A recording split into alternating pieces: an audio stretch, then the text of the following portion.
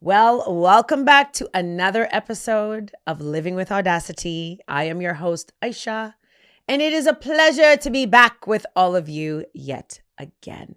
I hope you've been enjoying the podcast. I say this every show. I say it because I need more likes. I need more comments. I want to hear from all of you. What are the topics that you want to hear? What are the things you want me to share? Are there topics that I've shared before and you're like, yo, you need to do a lot more conversation on that? I want you to talk about this. Aisha, please stop talking about that. Let me know. I am here for you. I am here to be the conduit to the things that you want to hear when it comes to living with audacity. But since you've all left me to my own vices, which I'm going to tell you, I already have a plethora of topics that I want to talk about. So don't ever think that I'm limited to the things that I need to say, but I want to make sure that I'm saying the things that you want me to say. So today's conversation is about audacity in relationships, owning your truth, and holding your boundaries. Okay. Now I have another podcast, which hopefully you've seen, Bestie, Spilling Tea from Time with my best friend, Stephanie. And in that podcast, we talk a lot about best friendships, relationships. And I think it's important in this conversation around living with audacity, around having that conversation around friendships and relationships, because the truth is living with audacity also doesn't mean that we're living outside in isolation. Like we have a community, we have people in our lives that support us, that empower us. We also have people that challenge us and make things difficult. But to be audacious also means that we need to do so in relationships, right? Do we have relationships that are nurturing us, that are fulfilling us, that are uplifting us? Or do we have relationships and friendships that are creating challenges, hardship, and difficulty? And if they are, then what are we going to do about it? Right? Whether it is a personal or professional relationship. And when I say relationship, I don't mean intimate. I'm talking about, those platonic friendships, work relationships. How they show up in our lives also supports whether we're living with audacity or not, right? And so some relationships, as I said, nurture our growth. And I am definitely blessed with an incredible community of people who nurture and make sure that I am thriving, that I'm always up, at the peak of my game. But the truth is we also have relationships and friendships and coworker relationships that actually cause a lot of hardship, that are challenging. And when we're living with audacity, we've talked about what it means to start, what it means to create boundaries, what it means about, being mindful of fear, being mindful around how the relationships we have in our life are supporting our audacious life are also really key, again, in living a life filled with audacity. And so there's some key things I want to share, some key topics that I want to talk about today that I'm going to share with you. And one of the first ones is, what does it mean to have audacity in a relationship, right? An interesting thing that I heard from someone the other day, they're like, Aisha, you've actually reshaped or reframed the idea of the word audacity. Because when we hear audacity, oftentimes people are like, oh, someone is audacious enough to be this way or act this way, or right. It has a little bit of a negative undertone.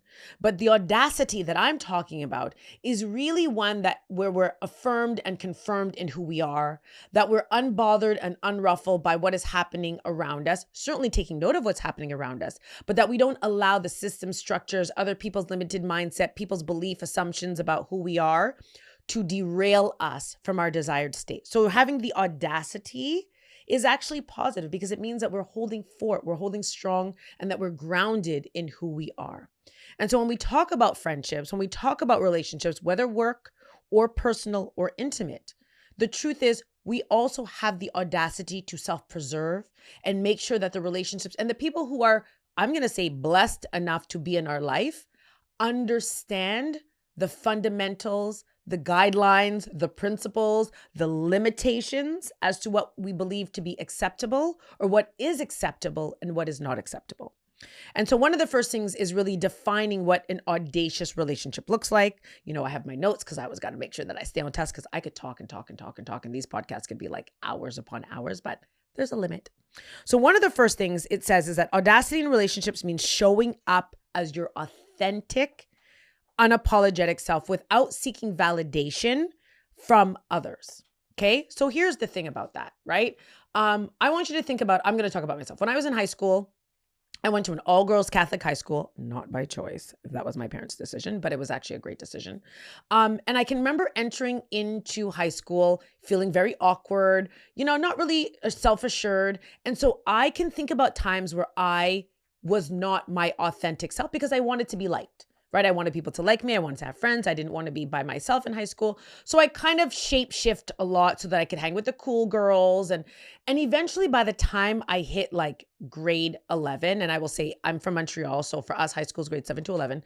By the time I hit grade 11, I was like, listen, my friends are who my friends are based on who I am authentically. And people that I started out being friends with in the beginning of high school, I won't say they were my enemies, but they weren't my friends because I wasn't my authentic self. Okay.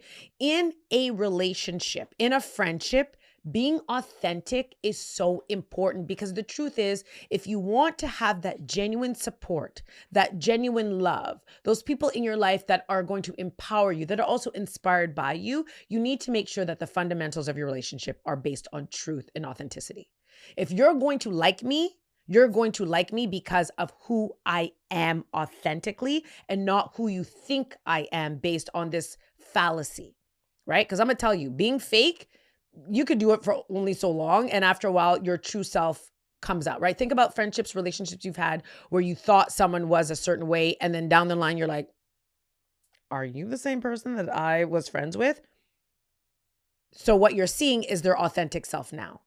To build solid friendships and relationships, it requires authenticity. It requires you to be real. If you don't like me, if you dislike me, if you feel a type of way about me, I can guarantee you it is for the same reasons that people do like me, right? I'm authentic through and through, right? As I've said before, I am for some, I am not for everyone, and that's okay. I'm who I'm supposed to be for. And if you dislike me, that's cool. But there's no shifting. There's no difference in who I am authentically. And as I said, someone might be like, I love Aisha's energy. That's really what connects me to her. And some people are like, Aisha's energy is a lot and I find it overwhelming and I actually don't like it, but it's the same thing. Right? So when we're looking at audacity in relationships, one of the first things that's so fundamental in really determining the health and the success and the baseline of this friendship is it based on authenticity, right? Are you being your unapologetic self? And are you seeking validation in the friendship or in the relationship that really is based on this fallacy and not necessarily who you are authentically, right? Being able to speak your truth, being able to be honest, being able to be vulnerable, uncomfortable. That is the true reflection of a relationship that is based on truth, right? That's based on realness, right? Again, I've had over the longevity of my life, I have had friendships that I can look back and be like, that actually wasn't really a real friendship. Both parties were kind of needing to be with the other for various reasons. It is only in my more seasoned age that I realize ain't nobody got time. I do not have time to be wasting, my energy. And I also don't want to be wasting somebody else's energy where we're both coming into this not real, right? So when we're talking about, audacious relationships, we need to understand that we need to show up authentically and unapologetically. Right? It doesn't mean that people in your life are going to love everything about you, but at least they know who you really are at your core, right? Another important piece, and this is a big one for me, is that in an audacious relationship, it means that I can show up with all the lights around me just as you can. So what that means is I am not required to dim my light in the name of our friendship. Right? That my greatness doesn't actually cover you. If anything, the fact that we are friends, the fact that we have a relationship, that you are pulling from that light and shining your own light on yourself. If you are in a friendship of which you have to kind of diminish yourself, that you are not able to show up in your full glory and your full greatness because that other person is impacted negatively or feels like you need to step aside while they're outside, no, that is not the friendship for you. Again, audacity and audaciousness in a relationship means I get to show up as my full self. It means that when the light is on me, you are out here shining that extra light. And when that light is on you, I am absolutely shining that light on you. Or maybe we're shining the light on each other together, blinding everyone because we're so amazing and because our light is so bright, right? This is what an audacious relationship looks like. The moment you are required or expected, or someone feels a type of way around again, just you stepping into your purpose and your power and your greatness, it may be time to say goodbye, or at the very least, put pause or reevaluate that relationship, right? And there's many reasons why people do this, right? So it's not black and white. People have experienced other relationships or other friendships or other professional relationships where they allowed someone to shine their light and they felt diminished and they were, held to the back. So that can absolutely happen. Sometimes when people ask, you not to show up, it could be fear, their own insecurities. That's a big one in relationships. We might also feel, again, in the name of a friendship, in the name of a bit of a people-pleasing tendency, that if we, again, show up as our authentic, audacious self and others don't feel the same way, that we're taking away from them, right? If you are in a healthy friendship, what I'm going to tell you is that the people in your life want you to shine. They want you to do great. And the reasons why is because they're also going to take that inspiration, that empowerment, that energy and shine it on themselves, right? I don't show up in this version just for myself. I show up this way because I want the people in my life to say, you know what? Aisha has a level of recognition around her purpose and her power. There's no reason why I can't think the same about myself, right? I want to be like contagious in that way. I want the people that come into my space and in my circle to understand, don't dim your light because my light is shining. If anything, make sure your light is shining next to mine. Let me help you shine that light, right? That's what it means to be in an audacious relationship, in an audacious friendship. It means that we are out here glowing up, like I said, blinding the people, right? But be mindful around how you may be unintentionally or maybe intentionally quieting yourself in the name of someone else because they're not comfortable with that, right? We see that again in tendencies around people pleasing, where people are asked to diminish themselves because other people feel uncomfortable, whatever that looks like. Again, I'm not telling people to just kick them to the curb, but you need to be really careful around who you're giving into relationships. And if a relationship is more draining than it is uplifting, it's time for you to reevaluate, right? Another important conversation when we talk about audacity in a relationship, and this was actually as I was, again, just trying to put notes together, I saw this really cool kind of dual perspective, which was the difference between being audacious and being reckless. Now, I had to chuckle about that because it's true. You know what I mean? Audacity is grounded in self-awareness and confidence, but there is a fine line between being confident and being overbearing, right? Where you are now taking too much space, where you're doing, that term, you're doing too much, where you're doing way too much, where you are actually negatively impacting the friendship or the relationship.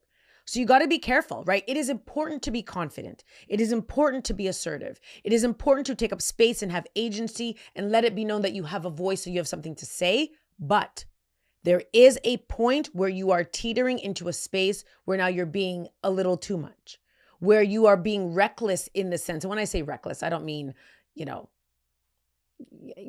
definition I'm talking about, like that kind of, not that kind of reckless, but the reckless in which it can actually be a detriment to the friendship because you are, again, overshadowing the people in your life, right? Again, audacity doesn't mean that you are number one.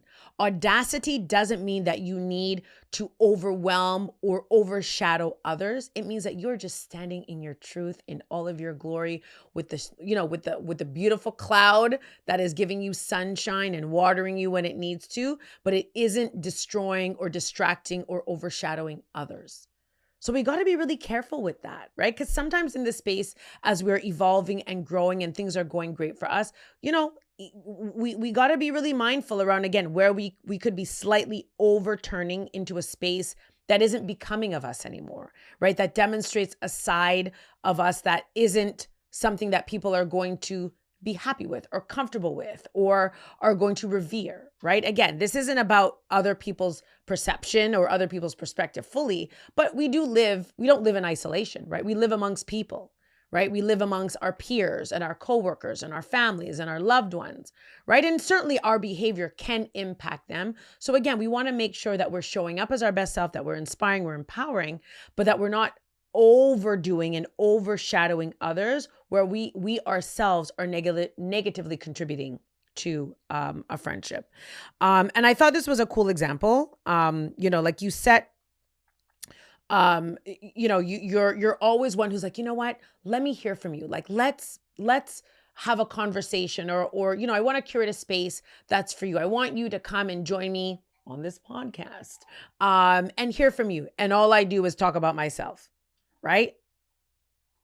Yeah, that can't go on. Like, that doesn't work. If I am someone who's promoting the importance of curating space for people to self-actualize, self-discover, become self-aware, self-love, and I overshadow that with everything being about me, then I really gotta think about, how I'm showing up as a friend in this space, right? And it can happen. And it doesn't always happen intentionally, but we have to be mindful around how we also may be negatively contributing to a bit of dissension or issues within our friendship, right? This conversation isn't just about us being at the receiving end, right? Being audacious means that we're also constantly doing introspective work. Am I showing up as my best self? Am I making sure that I am, conducting myself in a way that is becoming, in a way that I want to be valued and seen?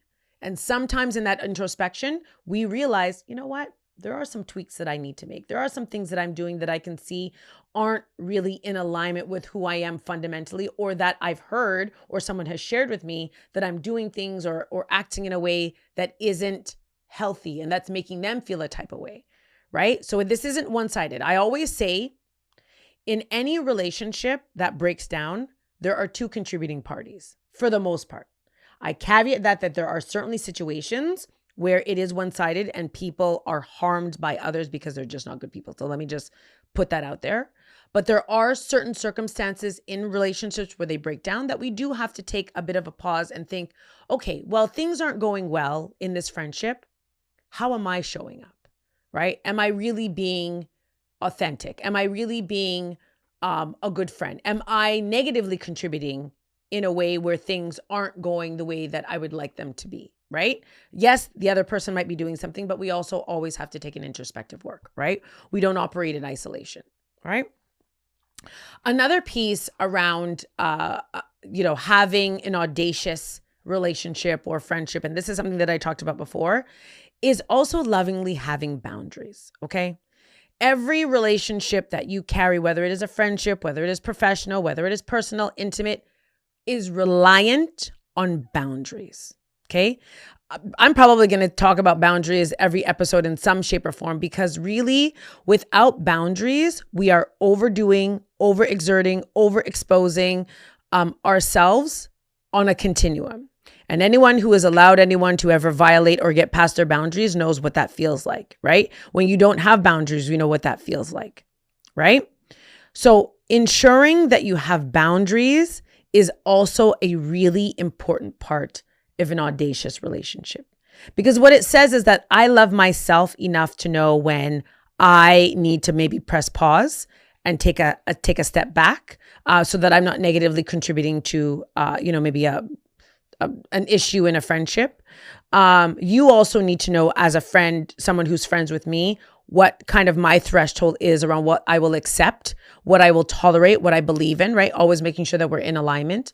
But boundaries are really important for ensuring that we have healthy friendships and relationships, right? We know boundaries support our mental and emotional well-being.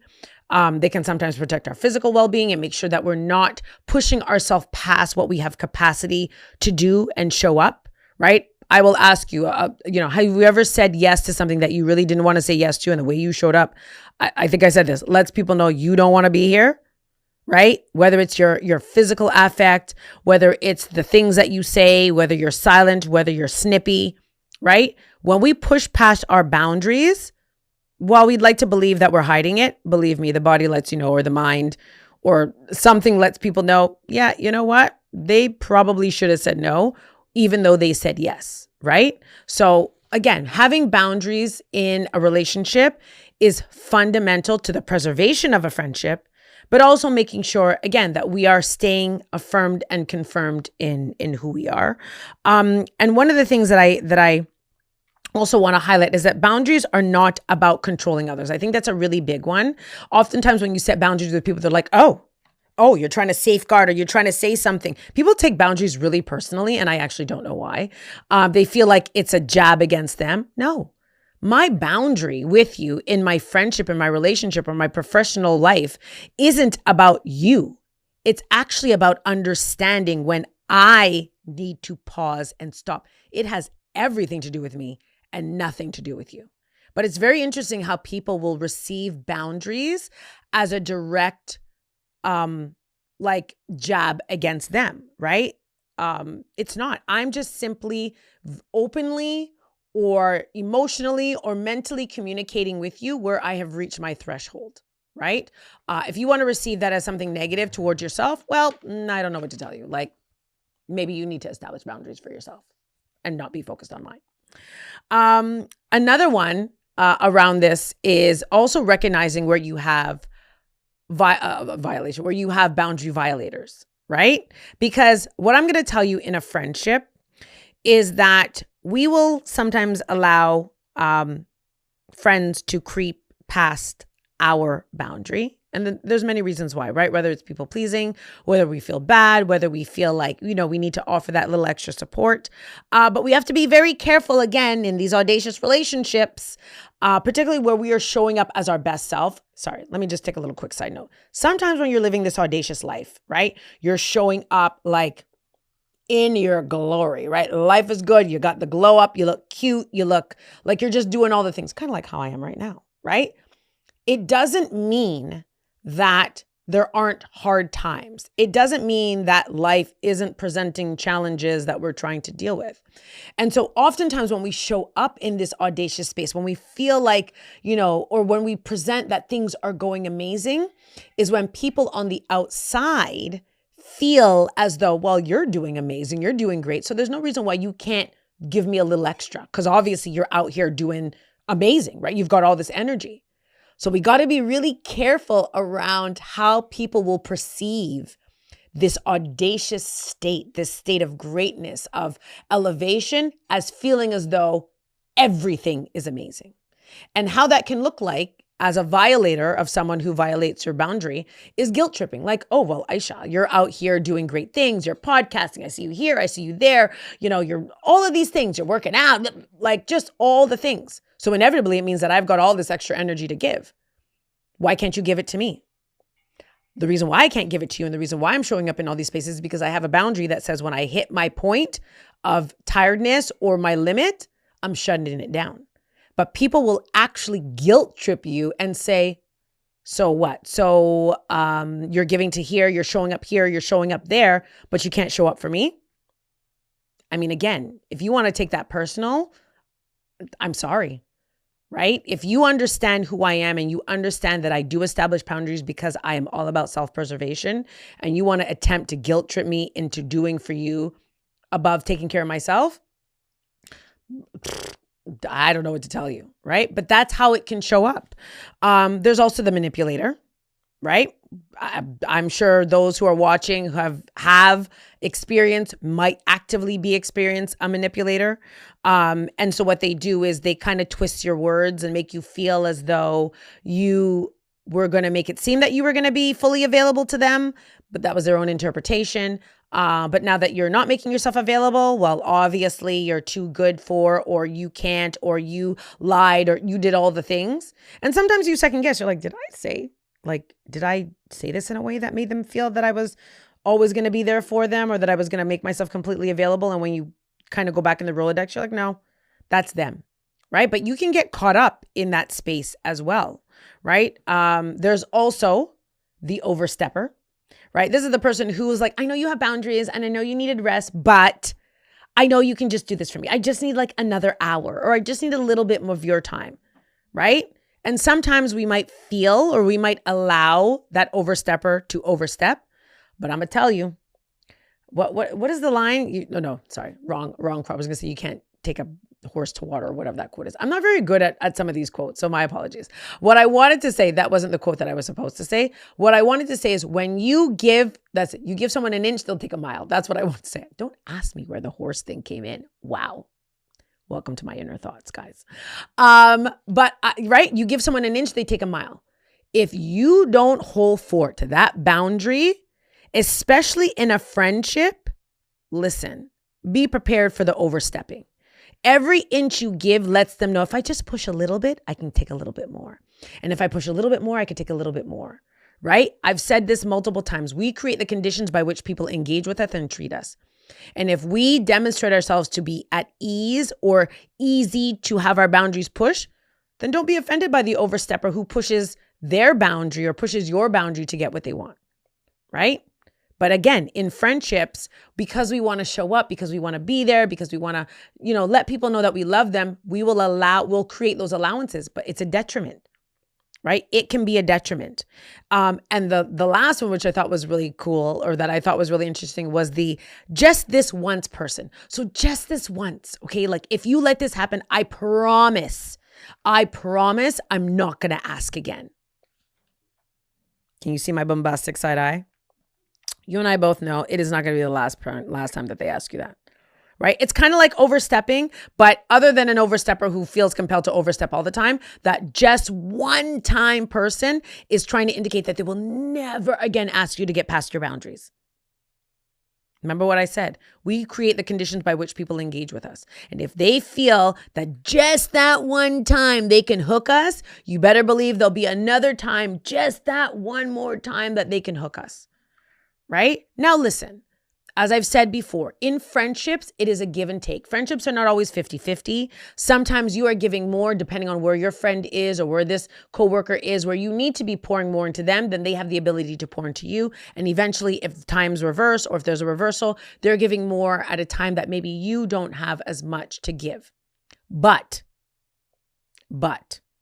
even in that sometimes uneven reciprocation, right? We have to be mindful in this audacious state of being that we're working towards, that we are maintaining our boundaries. Because again, the moment we open that door, we open that floodgate, you are letting people know that with a little bit extra push, with a little bit extra love and maybe some kind words, we can get past those boundaries. And once you get past that boundary, it's really hard to reel back. And what you can see is a shift in people's relationship when you really start holding fort, right? As I said, people get mad, they get annoyed, they say you're not a good friend. I've seen all the things. So now what does this mean, right? Again, we have these audacious relationships, these relationships that are empowering us, that are inspiring us. We also some have, some of us have, again, relationships that are not that great. But how do we ensure that our relationships are audacious, right? What does it mean? So one of the first things is, as I said, establishing boundaries, right? I think that is an act of love. I'm going to be honest. I feel like boundaries is an act of love because what it tells me is that you actually value yourself. And so I'm required to value you as well, right? I think boundaries is so important. I feel like I'm going to be talking about this over and over and over again. And I say that because I watch in my coaching business, the struggle that people have to not only establish boundaries, but to hold fort to their boundaries, particularly in friendships and relationships because of how they've been made to feel, right? And the way in which people will manipulate and kind of change the narrative around the boundary and making it about themselves and not about the fact that the person needs to self-preserve and self-love, right? I think another important piece is being able in a relationship, in an audacious relationship, not to feel the need to apologize for being authentic, for being unapologetic, for being great, for having purpose, right? I would hope that in the friendships that you carry, for those that are watching this podcast, that you can just roll through the Rolodex of the people in your life that you know value you being authentic, value the way you show up, the way you take up space, because they know it is not an infringement on them. If anything, you are acting as someone who's trying to inspire them to do the same. If you are in a relationship where you are required to dim your light, intimate, professional, or platonic, It is definitely a relationship that you need to reevaluate. Okay. Now listen, don't be out here saying like Aisha said, I need to end this relationship. And then I have the people that are coming after me. Don't do that. But what I'm saying is think about how you are showing up in these, how you are being given space to show up in these friendships, right? Or in these relationships. And this is also very important for work. Okay, because work might actually be I'm going to say from my experience, one of the hardest places to show up authentically, right? Because we're required to, fit into a mold, whether it's a corporate, private, whatever it looks like, right? We got to be with or meet again, the criteria, right? And if who you are authentically isn't necessarily in full alignment with the look and feel of the workplace, it can be really difficult. And as I've shared with you in multiple podcasts, I was on the other side, right? Where I was who I felt I needed to be for people to value me. And the only thing that happened as a result of that was me not feeling good about myself, because I could see and feel and experience myself almost out of body. Like I would be listening and watching myself not be my authentic self and be like, ugh, this is gross. Like this is ridiculous. Only come to find out that really being my authentic self kind of ended up the same way, right? Whether you liked me or you didn't like me.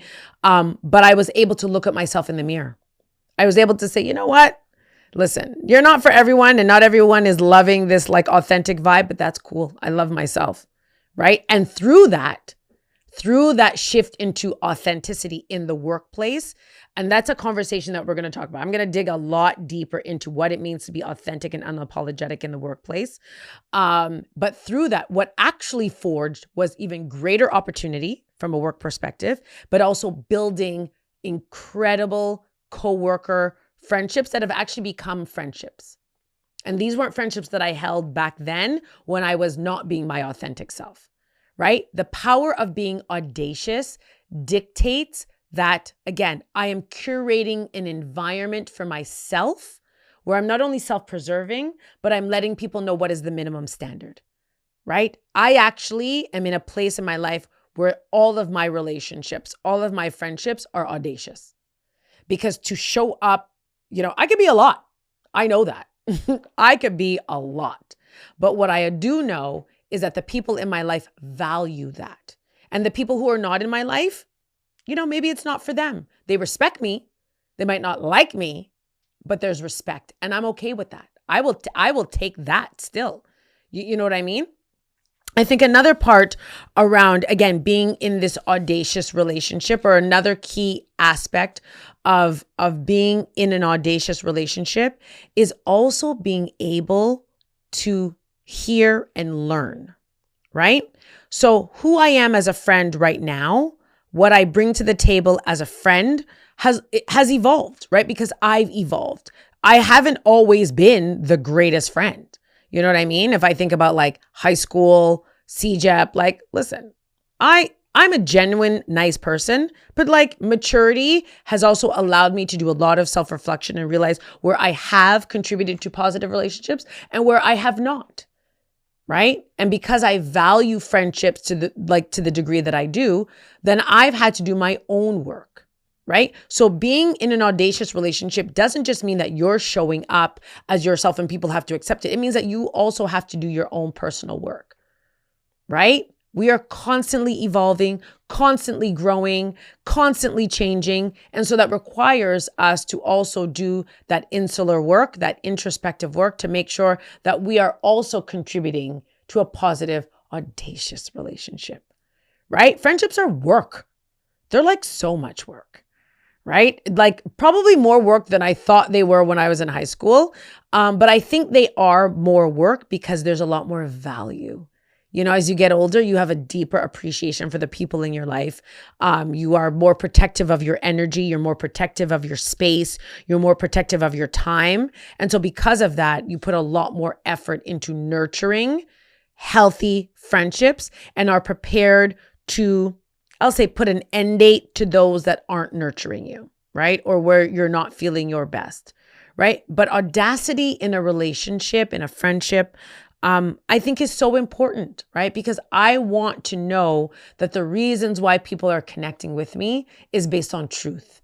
It's based on what they experience, it's based on what they see, what they hear, all of those things, not what they perceive or they assume to be true, right? Now, is this always easy? Absolutely not, right? The things we talked about around, the boundaries, about recognizing how, again, we could be also showing up in a way that isn't nurturing or creating safety, creating safety or health, in a relationship. And that's where we do that introspective work.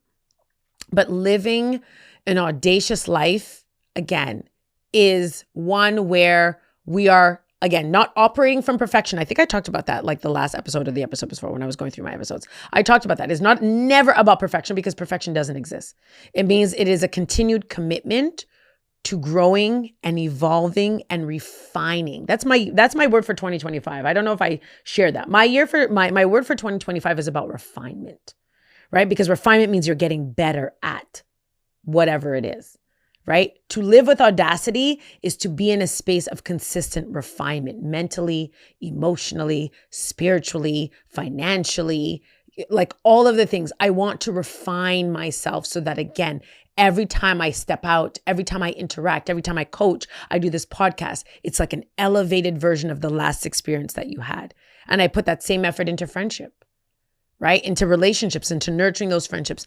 Every single interaction, right? Sure is like fun and kiki and all those things, but I want to make sure that I'm refining, that I'm putting time and effort into these relationships that nurture me, because that's also part of my toolbox. That's part of my foundation around living with audacity, because living with audacity is not isolated, right? In order to show up the way that I show up means that I have incredible people around me, that I've curated an environment where the people that are in my space are what give me energy and not creating barriers, right? But it requires work, and it requires us, again, to really think about these key things that I just shared. Again, the boundaries, being mindful of how we're showing up in these relationships, what we could unintentionally or intentionally be doing that is supporting or creating greater challenges in our friendships, right?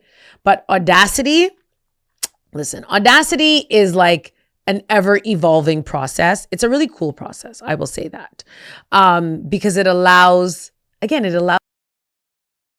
grow and fail and try again and try and fail again, and until we come up with a formula that is working for us, right? So what does this mean? It means that we've come to the end of this show, but it also means that you're going to like, subscribe, share, comment, do all the things. I'm going to do a plea as I did before when I started this podcast. I want you to not just subscribe, but I want you to let me know. Like, again, even audacity in friendships, right? How do you show up as a friend? Do you feel like you have audacious friendships? Do you feel that you have friendships that cross those boundaries? Do you have oversteppers, manipulators? Are you one? Are you someone that oversteps?